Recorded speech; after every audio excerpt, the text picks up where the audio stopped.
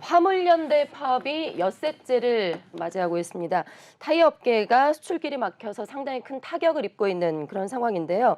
파업이 여기서 더욱더 장기화될 경우에는 타이어 업계에서 생산을 줄이는 방안까지도 지금 고려하고 있다라고 해서 상당히 심각합니다. 네. 화물연대 파업으로 한국 타이어의 출고량 상황이 좀 어떤지 알 수 있을까요? 네.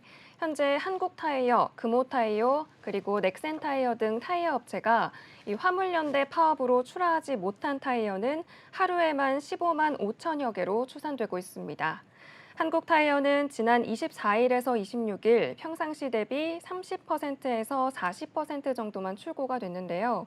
하루에만 3만 5천여 개의 한국타이어가 공장 밖으로 출고되지 못한 겁니다. 네.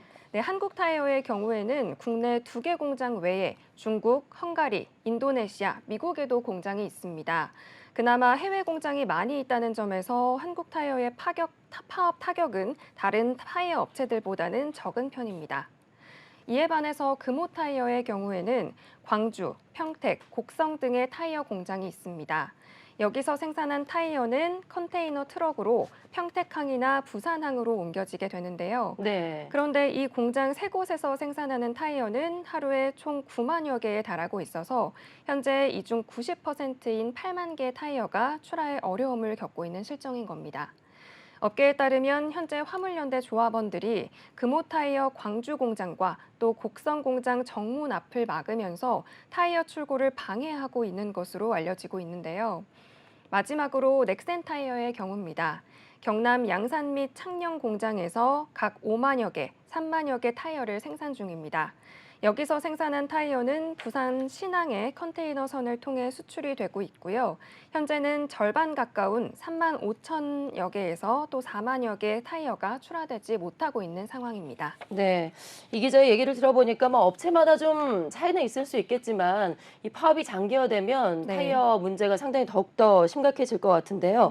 이 파업에 대비해서 미리 네. 좀 그 재고를 비축해둔 물량이 있긴 하지만 네. 타이어가 워낙 또 그 자리를 많이 차지하기 때문에 음. 이것도 열흘이면 다 이제 소진이 된다라고 합니다. 네. 파업이 장기화가 되면 어떤 조치가 좀 취해질지 예상이 됩니까? 네, 파업이 장기화가 될 경우에는 타이어 공장에서 생산을 줄이는 이른바 감산 조치를 취할 수 있다라는 관측도 들리고 있습니다. 네. 현재 타이어 업계에 물건을 나르는 물류업체들 소속 10명 중 6명은 화물연대 조합원인 것으로 알려지고 있습니다. 업계 한 관계자는 파업을 해도 화물연대 조합원들이 지난 6월 파업 때처럼 비조합원 운전자들에게 위협을 가하는 일은 없었으면 좋겠다면서 이 정부에서 불법 행위에 대해 강경하게 대응해 주길 바란다라고 말을 했습니다.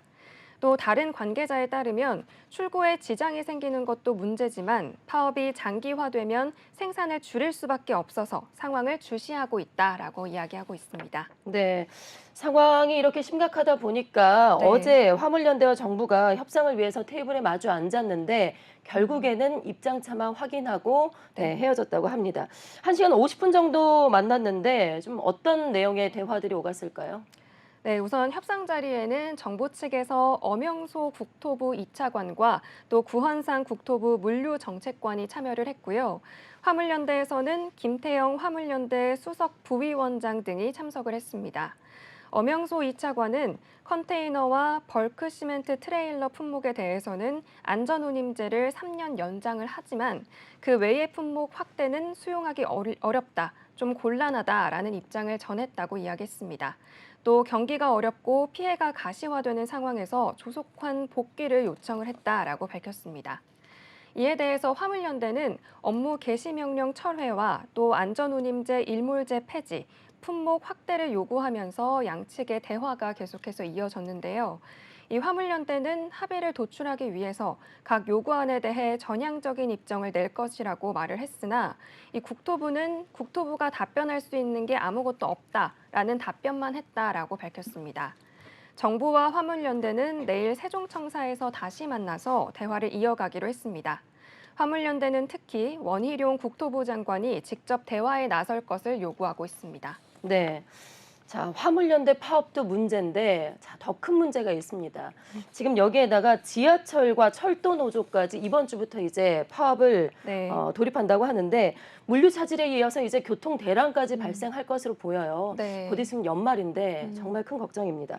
파업 예고일이 혹시 언제일까요? 네, 서울교통공사 노조와 전국철도 노조도 각각 오는 30일 그리고 다음 달 2일 파업을 예고한 상태입니다. 이에 따라 서울 지하철과 KTX 무궁화호 등의 감축 운행이 예상되고 있습니다. 사측은 인력을 2026년까지 1,539명을 감축할 계획인데요.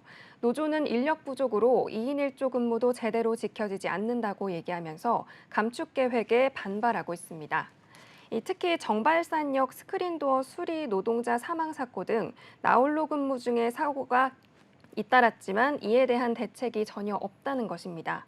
철도 노조는 올해에만 4명의 철도 노동자가 업무 중 숨졌으나 정부가 인력 증원에 적극적으로 나서지 않고 있다라고 주장을 하고 있습니다. 예. 지하철 노조와 철도 노조는 현재 열차 시간을 무리하게 운영하지 않는 준법 투쟁을 벌이고 있습니다. 결국 한국철도공사 노조는 전국 철도 노조도 인력 충원과 민영화 중단을 촉구하면서 다음 달 2일부터 총파업에 들어가게 됩니다.